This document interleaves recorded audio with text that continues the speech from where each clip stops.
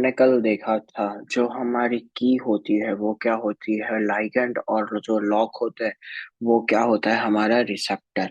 इसमें कल के वीडियो में मैं कुछ कहना और चाहता था, आप लोग समझ कुछ और गए। डायबिटीज का एग्जांपल लेते हैं। जो हमारे पैनक्रियाटिक बीटा सेल्स होता है ना, वो इंसुलिन को प्रोड्यूस करता है। और इंसुलिन क्या करता है, हमारी बॉडी में ब्लड ग्लूकोज लेवल को रेगुलेट करता है। तो मैं ऐसा कहना चाहता था कि जो हमारा रिसेप्टर होता है यानी जो लॉक होता है, ठीक है, वो पैनक्रियाटिक बीटा सेल्स है। अभी जब तक पैनक्रियाटिक बीटा सेल्स को पता ही नहीं चलेगा, यानी कोई सिग्नल नहीं आएंगे पैनक्रियाटिक बीटा सेल्स में, तब तक इंसुलिन रिलीज नहीं होगा। ऐसे ही मैं और इंसुलिन जाके उसके रिसेप्टर से इंसुलिन के उधर उसके जाके वो बाइंड नहीं करेगा। एक्चुअल कंसेप्ट ये है, बट मैंने कुछ उसको और वे में समझाना चाहा, इसलिए आप समझ नहीं पाए। मैंने आपको ऐसा बता दिया कि इंसुलिन एक की है, इंसुलिन पैंक्रियाटिक बीटा सेल पे जाके लगती है, और तभी हमारे बॉडी में इंसुलिन का रिलीज होता है और फिर ब्लड ग्लूकोज मेंटेन होता है। बट एक्चुअल कंसेप्ट क्या है, हम पैंक्रियाटिक बीटा सेल्स में इंसुलिन का प्रोडक्शन होता है और वो कोई और सिग्नल देता है पैंक्रियाटिक बीटा सेल को इंसुलिन प्रोड्यूस करने का। हमारे बॉडी में जब भी हाई ग्लूकोज होता है तभी पैंक्रियाटिक बीटा सेल्स इंसुलिन को रिलीज करते हैं, और इंसुलिन के रिसेप्टर्स के साथ जाके बाइंड करता है। ये है एक्चुअल कंसेप्ट है, ठीक है। अभी हमने देखा था हमारे लाइगेंड्स कौन कौन से होते हैं, हार्मोन्स हो गए, न्यूरोट्रांसमीटर्स हो गए, फिर हमारे टॉक्सिन्स हो गए, ड्रग्स हो गए, केमिकल सब्सटेंस हो गए। जो लाइगेंड कहीं पे जाके बाइंड करता है उसको हम क्या बोलते हैं, लाइगेंड बाइंडिंग डोमेन। अभी जो लाइगेंड वो लाइगेंड बाइंडिंग डोमेन्स के साथ अटैच हुआ और जो रिसेप्टर था उसमें कुछ चेंज आया, तो अभी तभी हम उसको मॉडिफिकेशनल बायोलॉजिकल मॉडिफिकेशन हुआ या फिर उसकी एक्टिविटी में कुछ चेंज हुआ, तभी हम जाके उसको रिसेप्टर बोलते हैं। बट उसकी एक्टिविटी में कोई चेंज नहीं हुआ तो हम उसको रिसेप्टर नहीं बोलेंगे।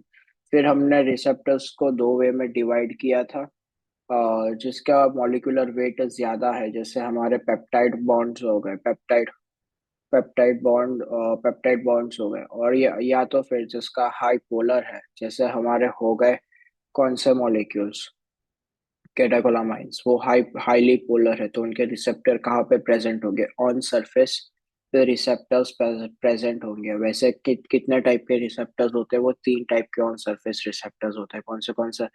सरपेंटाइन रिसेप्टर, आयन चैनल्स यानी लाइगैंड ऑपरेटेड आयन चैनल्स, और फिर एंजाइम लिंक्ड रिसेप्टर या फिर वन पास रिसेप्टर, ठीक है। अभी सरपेंटाइन रिसेप्टर की बात करते हैं तो सरपेंटाइन रिसेप्टर्स के भी तीन नाम है। क्यों तीन? सरपेंटाइन रिसेप्टर्स के क्या नाम है? तीन नाम है। कौन से? Seven past receptor. क्यों सेवन पास्ट? क्योंकि वो सेल मेम्ब्रेन से सेवन टाइम्स अंदर बाहर करता है, इसलिए सेवन पास्ट रिसेप्टर्स। सरपेंटाइन इसलिए क्योंकि वो स्नेक की तरह लगेगा, अंदर बाहर कर रहा है, इसीलिए। और इसको जी प्रोटीन कपल्ड रिसेप्टर्स भी बोलते हैं। क्यों जी प्रोटीन कपल्ड रिसेप्टर्स बोलते हैं? क्योंकि वो इसका इफ इंट्रासेल्युलर डोमेन है, इंट्रासेल्युलर डोमेन है किस चीज का, सर्व रिसेप्टर का, और जी प्रोटीन हो अंदर वो एक दोनों के साथ अटैच्ड होता है। यानी जैसे इंट्रासेल्युलर डोमेन को सिग्नल आया, उसने तुरंत सिग्नल किसको दिया? जी प्रोटीन को। अभी ये जी प्रोटीन्स क्या होते हैं? G proteins are the trimeric proteins which are present inside the cell. Why we call the trimeric protein? Because the it consists of three subunit: alpha subunit, beta subunit and gamma subunit, ठीक है। इसलिए हम उसको क्या बोलते हैं? जी protein coupled receptors बोलते हैं। यानी जी प्रोटीन हो गया, और जी प्रोटीन कपल्ड रिसेप्टर इसीलिए बोलते हैं क्योंकि जैसे एक्स्ट्रा सेल्यूलर डोमेन को सिग्नल मिला, वैसे ही उसने इंट्रासेल्युलर डोमेन को सिग्नल भेजा, और इंट्रासेल्युलर डोमेन ने किसको सिग्नल भेजा? जी प्रोटीन को। जी प्रोटीन क्या है हमारे? G coupled G protein coupled receptors. G protein coupled receptor नाम है क्योंकि जी प्रोटीन से साथ अटैच है। जी प्रोटीन क्या है? वो इनसाइड द सेल प्रेजेंट है, वो ट्राइमेरिक है, अल्फा बीटा एंड गामा सब यूनिट उसके साथ अटैच होते हैं। अभी फिर हमारे दूसरे टाइप के रिसेप्टर्स हो गए जो प्रेजेंट है इनसाइड दी सेल। अभी जो रिसेप्टर्स प्रेजेंट होते हैं इनसाइड द सेल उसको हम क्या बोलते हैं?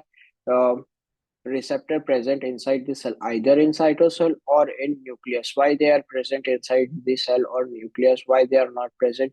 Because the ligands are easily uh, uh, lipid soluble, so because they can easily cross the lipid membrane, or they are in low molecular weight, और they are in low molecular weight. ऐसे कौन से हमारे हो गए hormones? जितने भी हमारे स्टीरॉइड हार्मोन है वो क्या सारे क्या है? लाइपोफिलिक है या तो फिर लो मॉलिक्यूलर वेट है। वो इजीली उसके रिसेप्टर्स कहाँ पे प्रेजेंट होते हैं? इनसाइड दी सेल प्रेजेंट होते है। ये सब हमने कल किया था। फिर हम आ जाते हैं सरपेंटाइन रिसेप्टर्स पे। सरपेंटाइन रिसेप्टर्स हम जैसे कि मैंने बताया एक्स्ट्रा सेलुलर डोमेन पे सिग्नल आए, वो सिग्नल उसने भेजा इंट्रासेलुलर डोमेन को। इंट्रासेलुलर डोमेन के साथ हमारा जी प्रोटीन अटैच्ड है। अभी ये जी प्रोटीन के साथ हमारा इंट्रासेलुलर डोमेन अटैच्ड है। अभी अल्फा के पास एक ऐसा रिसेप्टर है या ऐसा पॉकेट है, ऐसा मैं बोल सकता हूँ कि वहां पे जीडीपी हमेशा लगा हुआ रहता है। जब भी एक्स्ट्रा सेल्यूलर डोमेन नहीं आएगा यानी लाइगेंड एक्स्ट्रा सेल्यूलर डोमेन के साथ बाइंड नहीं करेगा, तब हम अल्फा के पास क्या देख सकते हैं? जीडीपी देख सकते हैं। बट जब भी एक्स्ट्रा सेल्यूलर डोमेन के पास लाइगेंड बाइंड होगा, तब वो सिग्नल भेजेगा इंट्रासेल्यूलर डोमेन को, और इंट्रासेल्यूलर डोमेन क्या करेगा? सिग्नल भेजेगा जी जी प्रोटीन्स को। और जी प्रोटीन में जो जीडीपी अल्फा के साथ अटैच था, उसने जीडीपी को हटाया और उसने क्या किया? जीडीपी को लिया, हाई एनर्जी एक्वायर की। और जो अल्फा बीटा और गामा के साथ जो या अटैच था, उन दोनों को भी उसने अल्फा ने क्या किया? छोड़ा। और ये अल्फा गया किसके पास? एडिनाइल साइक्लेस के पास। एडिनाइल साइक्लेस के पास जाने के बाद उसने एडिनाइल साइक्लेस के पास गया, अल्फा स्टिम्युलेटरी जी प्रोटीन गया किसके पास? Adenyl cyclase. एडिनाइल साइक्लेस के साथ वो बाइंड हुआ, और एडिनाइल साइक्लेस ने अपने स्पेशल डोमेन को सिग्नल्स भेजे, और उसने क्या करवाया? एटीपी को साइक्लिक एएमपी में कन्वर्ट कराया। एटीपी को साइक्लिक एएमपी में कन्वर्ट कराया। उस दौरान अल्फा इंट्रिंसिक जी प्रोटीन यानी अल्फा स्टिम्युलेटरी जी प्रोटीन के अंदर एक इंट्रिंसिक प्रोटीन प्रेजेंट होता है। जब भी वो एडिनाइल साइक्लेस के साथ बाइंड होता है, तो वो प्रोटीन क्या हो जाता है? एक्टिवेट हो जाता है। किसमें? अल्फा स्टिम्युलेटरी अल्फा स्टिम्युलेटरी में वो इंट्रिंसिक प्रोटीन अपने आप ही एक्टिवेट हो जाता है after binding with adenylyl cyclase. जैसे ही उसने बाइंड किया, वो एक्टिवेट हो गया, और जो जीडीपी थी उसने उसको किस में कन्वर्ट कर दिया? जीडीपी में। तभी जीडीपी में वो कन्वर्ट हो गया, तो वो एडिनाइल साइक्लेस के साथ बाइंड नहीं कर पाएगा, इसलिए वो एडिनाइल साइक्लेस से डिटैच हो गया, और वो वापस अपने ट्राइमेरिक ट्राइमेरिक प्रोटीन के साथ चला गया, यानी अल्फा बीटा और गामा वापस इकट्ठा हो गए। अभी ये साइक्लिक एएमपी क्या करेगा? साइक्लिक एएमपी बढ़ाएगा, स्टिम्युलेट करेगा प्रोटीन काइनेस ए को। प्रोटीन काइनेस ए क्या करेगा? फॉस्फोराइलेशन करेगा। किस चीज का फॉस्फोराइलेशन करेंगे? जो इनएक्टिव एंजाइम्स होते हैं या फिर प्रोटीन्स होते हैं, उनको adding by the adding the phosphate group उनको एक्टिव करेंगे। फिर अभी उसको क्या करेंगे? एक्टिव करेंगे। फिर दूसरा वो क्या करेंगे? जो हमारे ट्रांसक्रिप्शनल फैक्टर्स होते हैं जीन, उनको उन पे फॉस्फोराइलेशन करके यानी फॉस्फेट ग्रुप ऐड करके उनका ट्रांसलेशन या पूरा जीनोमिक प्रोटीन ही चेंज कर देते हैं। फिर वो लोग क्या करते हैं?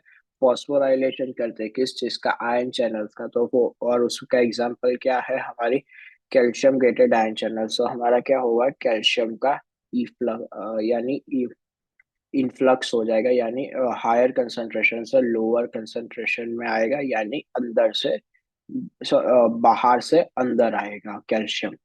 ठीक है, अभी तक हमने कल के वीडियो में जो बात की थी हमने उसका पूरा ओवरव्यू ले लिया है। अभी हम आज का टॉपिक स्टार्ट करते हैं। हमने कल देखा था कि जो एपिनेफ्रिन बाइंड करता है बीटा 1 एड्रेनर्जिक रिसेप्टर्स के साथ, जब ये एपिनेफ्रिन बाइंड किया बीटा वन एड्रेनर्जिक रिसेप्टर के साथ, तो वो क्या करेगा पता है? हमारे पास दूसरा भी एक रिसेप्टर्स होता है, catecholamines, acetylcholine, sorry acetylcholine. Acetylcholine उस प्रेजेंट होता है सेल में। वो क्या करेगा? एपिनेफ्रिन का काउंटर काउंटर करेंगे उसके फंक्शन को। यानी एक घर में दो भाई होते हैं, एक भाई को सोना होता है तो एक भाई को पढ़ना होता है। ये मान लो आप हॉस्टल में रह रहे हो, एक जन को सोना है और एक जन को पढ़ना है, तो वैसे ही है। जिसको पढ़ना है वो एपिनेफ्रिन है और जिसको सोना है वो एसिटाइल कोलिन है। वो एक दूसरे के जो फंक्शंस है, यानी माइंडसेट सेम नहीं हो रहा इन दोनों के बीच में। तो एक चीज एक साइक्लिक ईएमपी को बढ़ा रहा है तो एक घटा रहा है। एसिटाइल कोलिन क्या करता है? उसको घटाता है। किसको घटाता है? हमारे एसिटाइल कोलिन किसको घटाता है? घटाता है, यानी डिक्रीज करता है अमाउंट किसकी? एडिनाइल साइक्लेस सी। वो कैसे करता है? वो हमारे पास मस्करेनिक रिसेप्टर्स होते हैं। एसिटाइल को देखो, एसिटाइल कोलिन है, सब लाइगेंड के अपने अलग अलग different amount, different types of serpentine receptors होते हैं।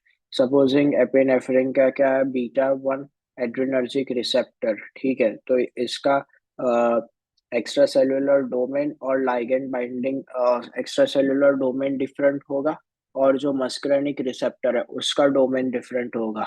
और जो लाइगेंड के जो रिसेप्टर्स है, यानी जो की है, ये भी लाइगेंड की बाइंडिंग डिफरेंट होगी। एक ही मॉलिक्यूल है एपिनेफ्रिन के, बट एक बाइंड कर रहा है किस से? बीटा वन एड्रीनर्जिक रिसेप्टर से, और एक एपिनेफ्रिन किससे बाइंड कर रहा है? अल्फा वन एड्रीनर्जिक रिसेप्टर के साथ। तो दोनों के जो एपिनेफ्रिन के मॉलिक्यूल्स है वो डिफरेंट होंगे, बट मॉलिक्यूल क्या कहलाएगा? एपिनेफ्रिन। और उसके जो बाइंडिंग साइट्स है वो भी डिफरेंट होंगे, ठीक है।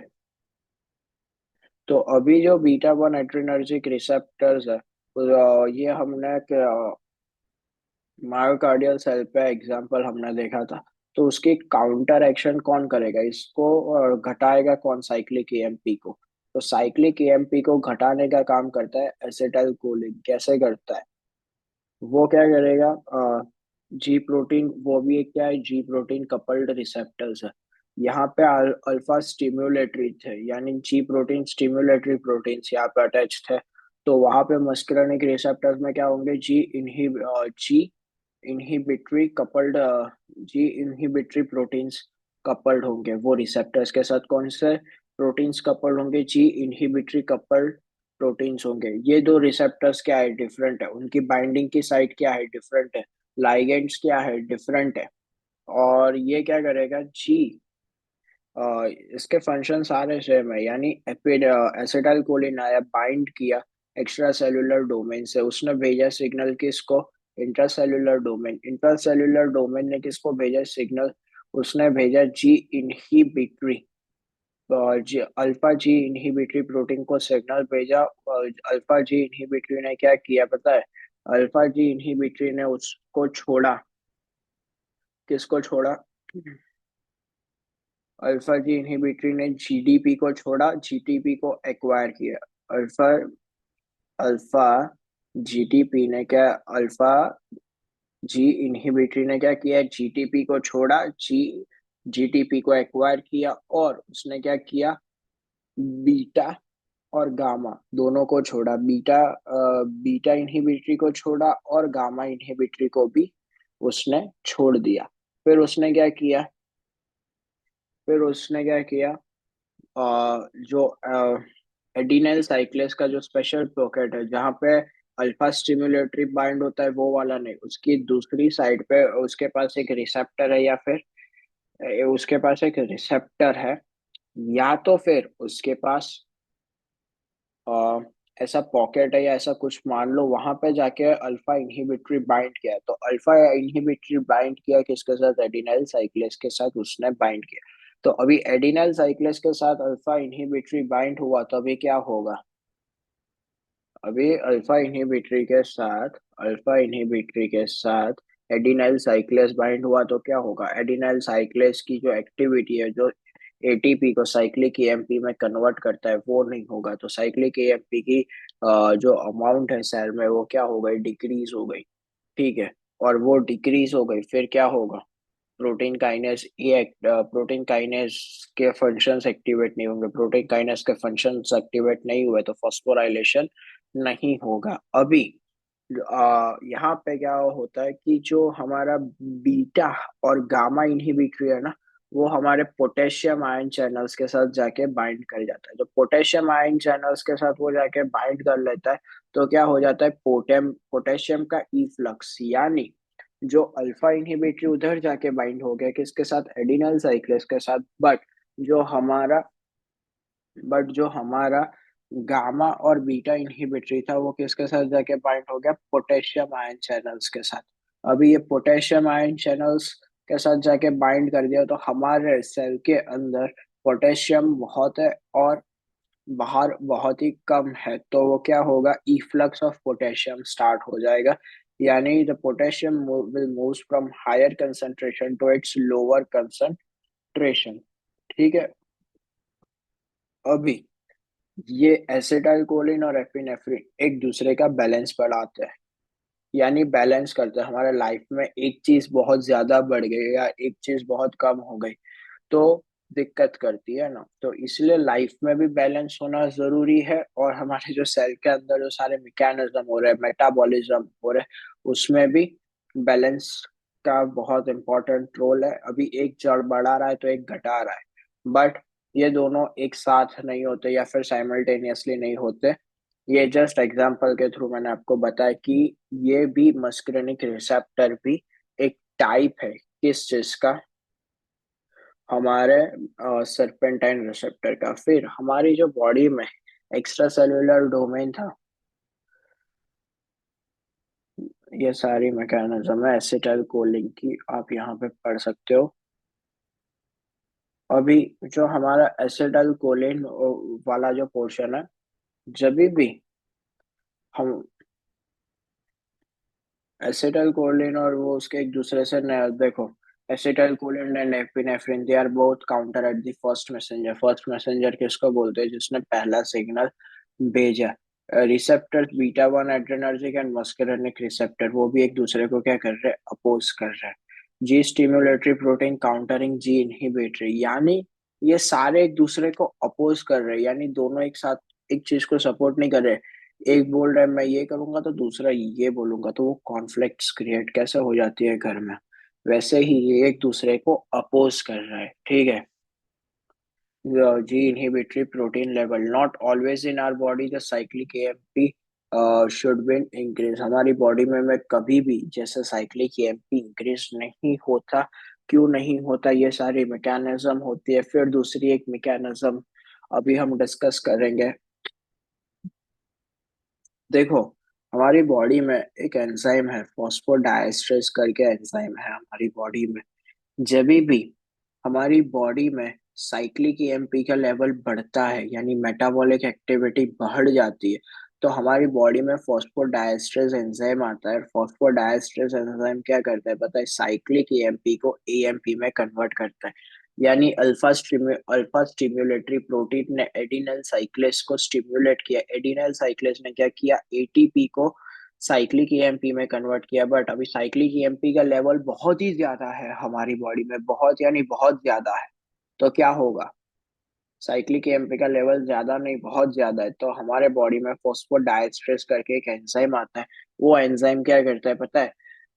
फॉस्फोडाइएस्ट्रेस एंजाइम कन्वर्ट कर देता है साइक्लिक ईएमपी को एएमपी में। साइक्लिक ईएमपी से एएमपी में वो कन्वर्ट हो गया तो प्रोटीन काइनेज ए की एक्टिविटी क्या हो जाएगी? कम हो जाएगी। प्रोटीन काइनेज ए की एक्टिविटी कम हो गई तो क्या हो जाएगा? फॉस्फोराइलेशन हमारी बॉडी में कम हो जाएगा। तो जो एक्टिवेशन ऑफ एंजाइम होते हैं, यानी हम बहुत ही एक्टिव होते हैं, वो हमारी एक्टिविटी धीरे धीरे क्या हो जाती है? कम हो जाती है। जैसे कि आपने नोटिस किया होता है कि हमने जब भी चाय पी होती है या फिर कोको कोला पी होती है, यानी हम कोको कोला का इंटेक ज्यादा लेते हैं या फिर हम कॉफी ज्यादा लेते हैं या फिर हम चाय ज्यादा लेते हैं, तो क्या होता है? हम लोग ज्यादा एक्टिव फील कर पाते हैं। क्यों ज्यादा एक्टिव फील कर पाते हैं? क्योंकि ये जो फॉस्फोडाइएस्ट्रेस है ना, वो एंजाइम, वो कैफीन होता है या फिर वो कुछ मॉलिक्यूल्स होते हैं उसमें, वो क्या करते हैं? फॉस्फोडाइएस्ट्रेस एंजाइम को इनहिबिट करते हैं, यानी फॉस्फोडाइएस्ट्रेस एंजाइम की एक्टिविटी क्या हो गई? इनहिबिट हो गई। तो फॉस्फोडाइएस्टर्स एंजाइम की एक्टिविटी हमारी बॉडी में क्या हो गई, इनहिबिट हो गई। जो एक्टिविटी इनहिबिट हो जाती है तो फिर क्या होता है, हमारी बॉडी में जो साइक्लिक एएमपी का लेवल है वो बढ़ जाता है, और साइक्लिक एएमपी का लेवल बढ़ जाता है तो जो साइक्लिक एएमपी के डिपेंडेंट्स जो प्रोटीन काइनेसिस हो जाते हैं तो उनकी भी एक्टिविटी बढ़ जाती है। तो हमारे बॉडी में जो मेटाबॉलिक प्रोसेसेस जो एक्शन ऑल्टर होते हैं फॉस्फोराइलेशन के थ्रू, यानी मेटाबॉलिक जो एक्शन सारे ऑल्टर हो जाते हैं, तो वो ऑल्टर हो जाते हैं इसकी वजह से। क्यों? क्योंकि साइक्लिक एएमपी हमारी बॉडी में बढ़ गया। ठीक है। Not always in your body the level of cyclic AMP should be increased to control the level of cyclic AMP. The one enzyme converts the cyclic AMP to the AMP, and we have when we called it phosphodiesterase enzyme means the phosphodiesterase is more active in your body and breaking rapidly in cyclic AMP to AMP. That means the level goes cyclic AMP level goes less, and if you have some enzymes which inhibit the phosphodiesterase enzyme means cyclic AMP couldn't been broken, and the cyclic AMP level start accumulating in the cell means the cyclic AMP depending action is also more।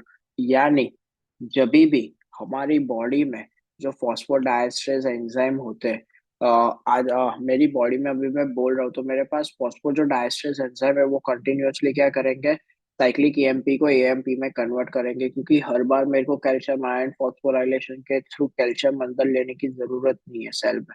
मेरे को हर बार मेरा gene transcriptional factor बदलने की जरूरत नहीं है।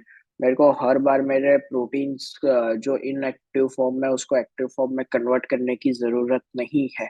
तो वो सारी चीजें क्या करती है पता है, जैसे ही साइक्लिक एएमपी में कन्वर्ट बनता है वैसे ही तुरंत ही फॉस्फोडाइएस्टरेज वो उसको तोड़ देता है।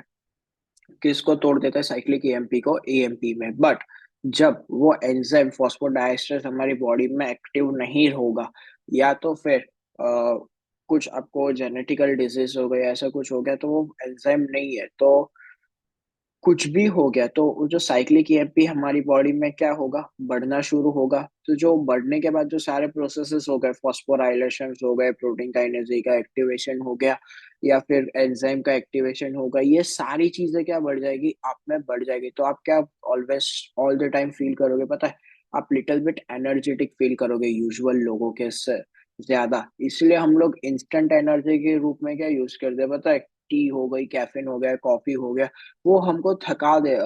जब भी हमको नींद आती है, बट हम जब भी चाय लेते या कॉफी लेते, वो हमारे एंजाइम को वापस एक्टिवेट कर देती है, और वो वापस एक्टिवेट हो गए तो हम कुछ देर तक हम और जग सकते हैं, हम और पढ़ सकते हैं, या फिर हमारा कोई भी काम कर सकते हैं। ठीक है। वो क्यों पॉसिबल हो गया? क्योंकि उसने फॉस्फोडाइएस्टरेज एंजाइम को साइलेंट कर दिया, यानी उसका फंक्शन सभी के लिए रोक दिया कुछ टाइम के लिए, और उसने सारे फंक्शंस बढ़ा दिए किसके? और प्रोटीन काइनेज का एक्टिवेशन और फॉस्फोराइलेशन की ओर। ठीक है। टी हो गई हमारी, कोको कोला हो गई हमारी, कैफीन हो गए, these are the some special chemical substance which can inhibit the phosphodiesterase enzyme, and the more you take the tea or coca cola or caffeine, the more the enzyme is inhibited, and the cyclic AMP level goes up in the body, and the cyclic AMP level depending activities is also increases. At low level of adrenergic drive or epinephrine level, you take the high amount of tea or Coca-Cola or caffeine, that's whatever the epinephrine is producing the cyclic AMP that will not be able to destroy it, and that's why you would become stimulated for all the time। यानी ये क्या बोल रहा है कि आपके body में जब भी लो level of amount of epinephrine आता है, या फिर कुछ भी आता है, देखो हमारे एपिनेफ्रिन बहुत ही, यानी एग्जांपल दे रहा हूँ, 10 एपिनेफ्रिन है तो वो हफ्ते में 2 बार आते हैं, तो फिर वो क्या करता है, एग्जाम्पल सीरियसली मत ले लेना, ऐसा नहीं होता। हफ्ते में अ, हमारे पास 10 एफिनेफ्रिन है, हफ्ते में वो दो दो एफिनेफ्रिन आते हैं, बाइंड करते हैं और इंटरसेलुलर डोमेन्स को सिग्नल्स भेजते हैं।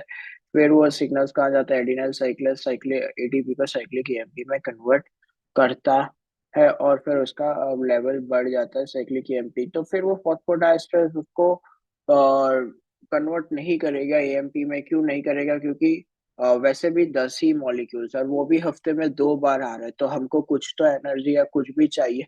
तो फिर वो उस साइक्लिक एएमपी को डिस्ट्रॉय नहीं करता। बट मेरे पास 100 मॉलिक्यूल्स और दिन के 10 आ रहे हैं, तो फिर वो डिस्ट्रॉय करना स्टार्ट करेगा।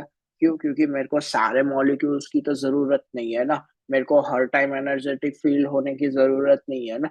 मेरे को हर टाइम फिर जगे रहने की आदत नहीं है ना। 24 घंटे हमको कभी भी सोना तो पड़ता है, रेस्ट तो लेना पड़ता है।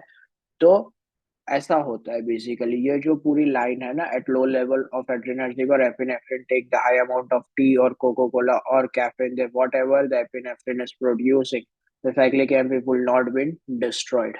ठीक है।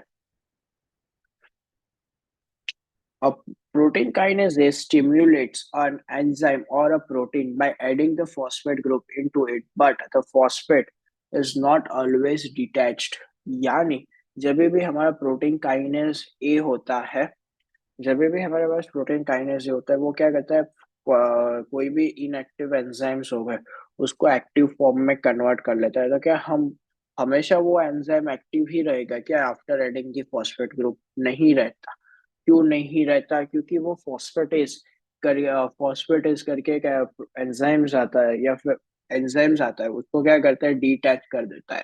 क्योंकि हमको जितने टाइम तक एनर्जी चाहिए थी, हमको जितने टाइम तक हमको एक्टिवली परफॉर्म करना था, या फिर हमको कितने टाइम तक अपनी एनर्जी यूज करनी थी, हमारी बॉडी बहुत स्मार्ट है। वो उस अकॉर्डिंगली तब तक ही वो फॉस्फेट ग्रुप एक्टिव रहेगा जब तक उसका काम होता है। बाद में उसको वो डिटैच कर लेता है। क्यों? क्योंकि उसको हमको रेस्ट देने के लिए। एग्जाम्पल्स है सारे, ये रेस्ट हो गया, आपका दौड़ना हो गया, ये हो गया, वो हो गया। तो वो क्या करता है, we called it phosphatase. Phosphatase क्या करता है, जो हमारे एंजाइम है उसको में से वो जो एक्टिव एंजाइम हो गए, एक बार उसमें से वो फॉस्फेट ग्रुप को रिमूव कर लेता है। वो क्या हो जाता है, फिर इनएक्टिव फॉर्म में वो कन्वर्ट हो जाता है। ठीक है।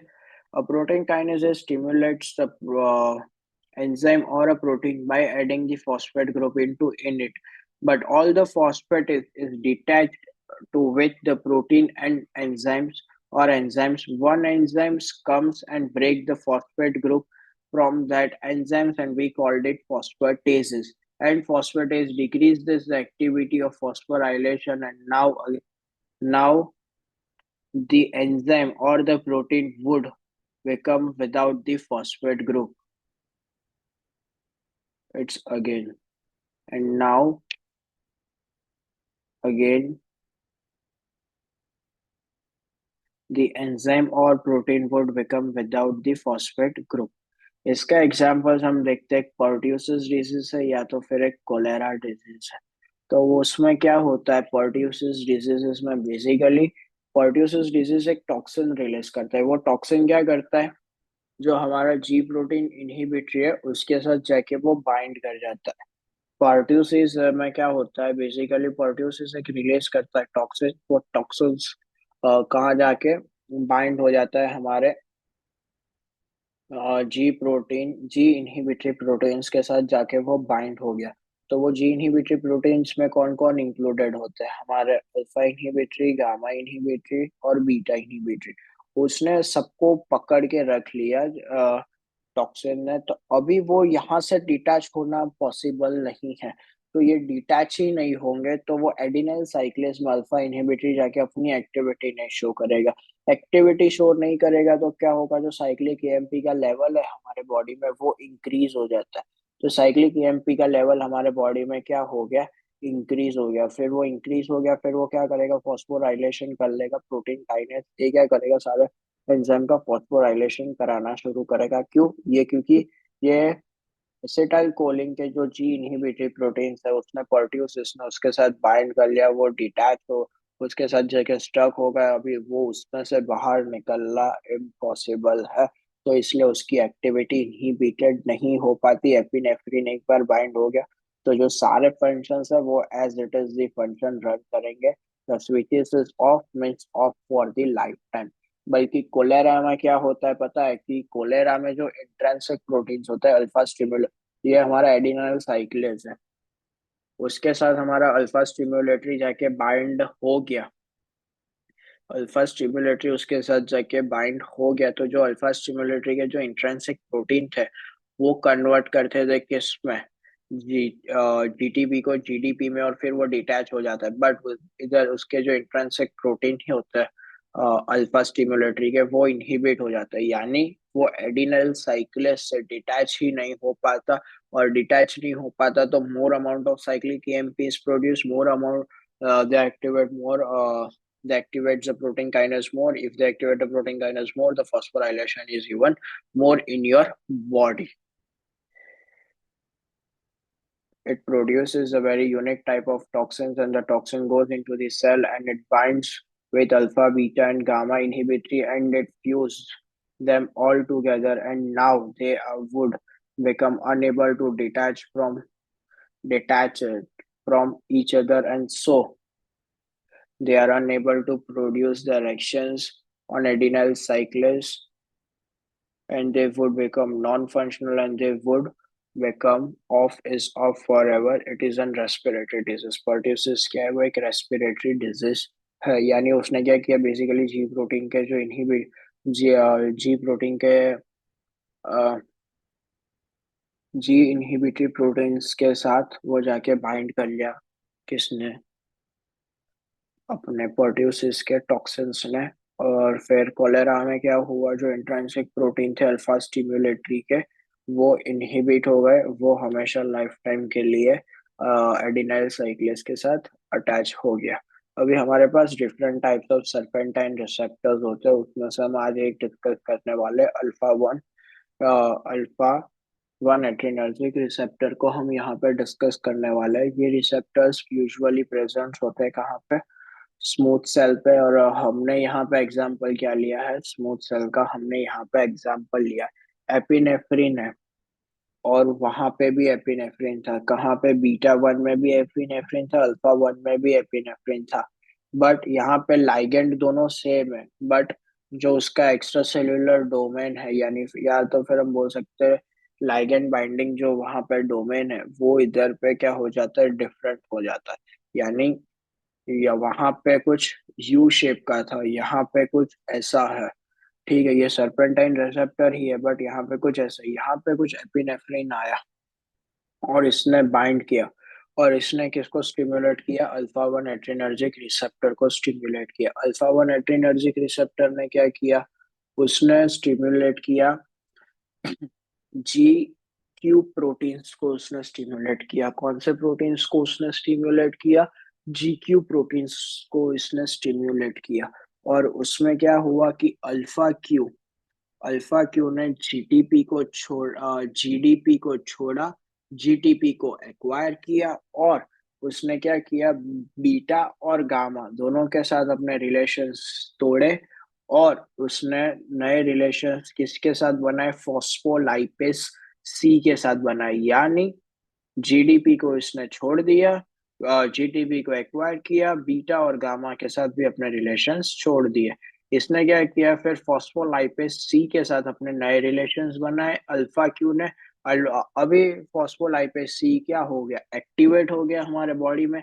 वो कुछ यूनिक फंक्शन दिखाता है अपने सेल मेम्ब्रेन के प्रोटीन्स पे, यानी सेल सेल मेम्ब्रेन के जो प्रोटीन्स है वहां पे अपने कुछ यूनिक फंक्शंस दिखाते हैं। और जो सेल मेम्ब्रेन के जो प्रोटीन्स पे वो फंक्शंस दिखाते हैं, उसको हम क्या बोलते हैं, शॉर्ट फॉर्म में PIP2, यानी फॉस्फो आइनोस्टाइल डाइफॉस्फेटेज, इसको हम बोलते हैं। अभी ये प्रोटीन ने उसने दो पार्ट में डिवाइड किया, IP3 और DAG में इसने डिवाइड किया। IP3 क्या है, हमारा आइनोसाइटोल ट्राइफॉस्फेट है, और हमारा डीएजी क्या है, डाई एसाइल ग्लिसरॉल है। अब आई PIP2 ने क्या किया, दो पार्ट में डिवाइड किया, IP3 में और डीएजी में। IP3 क्या करेगा, वो हमारे स्पेशल डोमेन होता है हमारे बॉडी में, वहां पे जाके वो एक्ट करेगा। वो स्पेशल डोमेन का नाम क्या है, एंडोप्लाज्मिक रेटिकुलम। एंडोप्लाज्मिक रेटिकुलम के बहुत सारे फंक्शंस है हमारे बॉडी में, उसमें से एक फंक्शन है वो store house of the calcium है। अभी IP3 जाके बाइंड करेगा कहाँ से, IP3 ऑपरेटेड कैल्शियम, यानी स्पेशल पंप्स होते हैं वहां पे IP3 का ऑपरेशन होता है, वहां पे जाके वो स्पेशल पंप्स के साथ वो बाइंड करेगा, और वहां पे आफ्टर बाइंडिंग क्या होगा, जो calcium into the endoplasmic reticulum comes out to the cytosol. वो साइटोसोल में कैल्शियम का आ जाएगा। कैल्शियम कहाँ आ जाएगा? साइटोसोल में। अभी वो कैल्शियम क्या करेगा?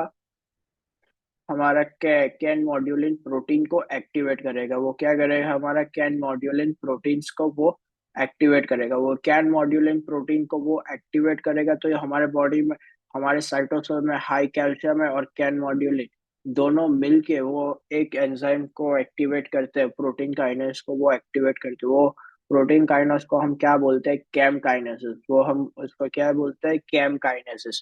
कैम काइनेसिस वापस सेम फंक्शन है, फॉस्फोराइलेशन करेगा आयन चैनल्स का, हमारे जीन ट्रांसक्रिप्शनल फैक्टर्स का, और इनएक्टिव प्रोटीन से एक्टिव प्रोटीन्स का।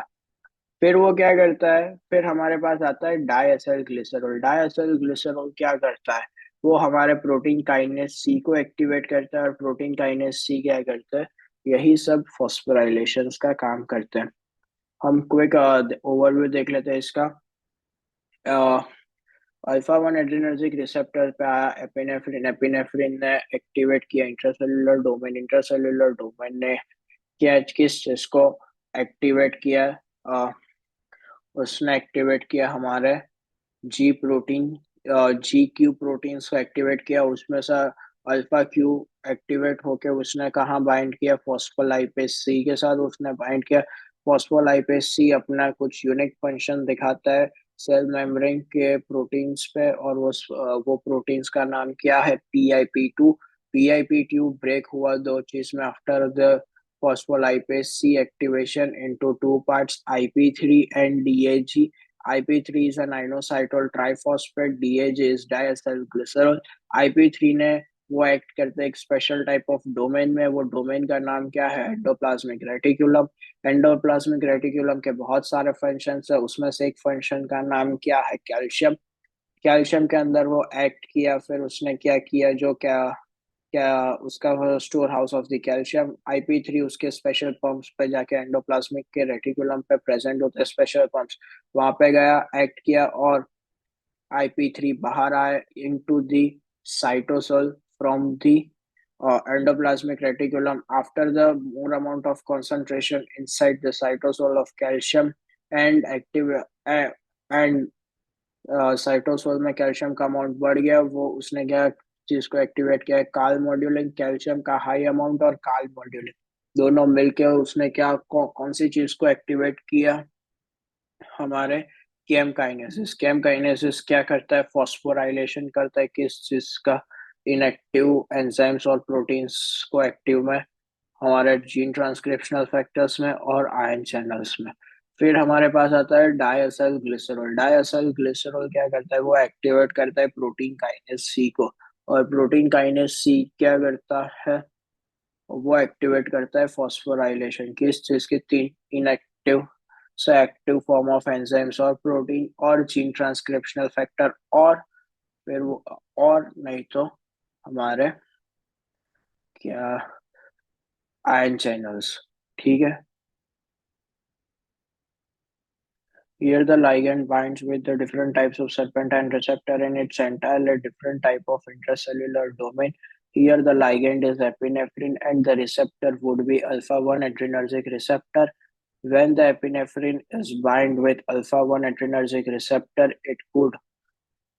it coupled with different types of G proteins within the cell, and this G protein having the alpha Q, and like others G proteins, it stimulates the intracellular domains. It left the GDP and also broke the relations with beta Q and gamma Q, and it binds with GTP, and further it will lead to the stimulation of unique effector domain protein, and this effector domain protein is found attached with the membrane, and we called it phospholipase C, and it was stimulated by alpha Q. After the stimulation of phospholipase C, It have the unique function on this cell membrane. It breaks some component of cell membrane. Once cell membrane, some unique type of proteins are present. It acts on that. We called it PIP2, phosphodienestol diphosphate, phosphodienestol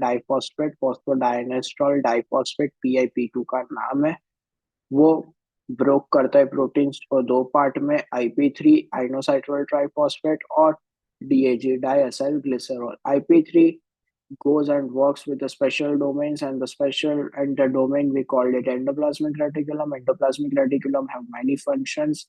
Among them, among the one storehouse of the calcium, IP3 acts on very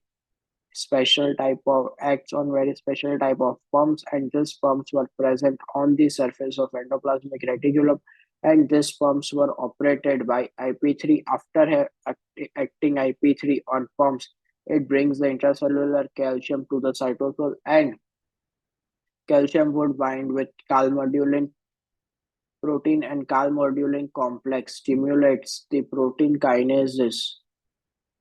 Stimulate the protein kinases. The protein kinases name is CAM kinases, and after activation, it will lead to the phosphorylation of certain enzymes, proteins, and also it will lead to the phosphorylation of certain transcriptional factors, and also it will lead to the phosphorylation of ion channels, example calcium.